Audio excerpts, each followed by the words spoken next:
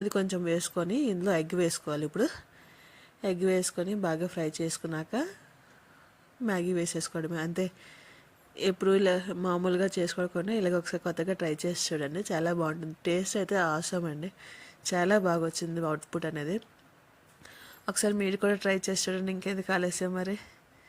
సరే, ఇది బాగా ఫ్రై చేసుకున్నాక ఇలా మ్యాగీ వేసుకోవాలి. నెక్స్ట్ దీనికి సరిపడా కొంచెం సాల్ట్, కొంచెం కారం వేసుకొని బాగా ఫ్రై చేసుకోవాలి. అంతే, మన ఇప్పి మ్యాగీ మసాలా రెడీ. 2 మినిట్స్లో అంటే 2 మినిట్స్లో రెడీ, ఇలా కొత్త స్టైల్లో. ఇంకెందుకు ఆలస్యం, మీరు కూడా ఒకసారి ట్రై చేసి చూడండి. ఈ ఛానల్ కానీ కొత్తగా చూస్తున్నారైతే ప్లీజ్ మన ఛానల్ లైక్ చేయండి, షేర్ చేయండి, సబ్స్క్రైబ్ చేయండి.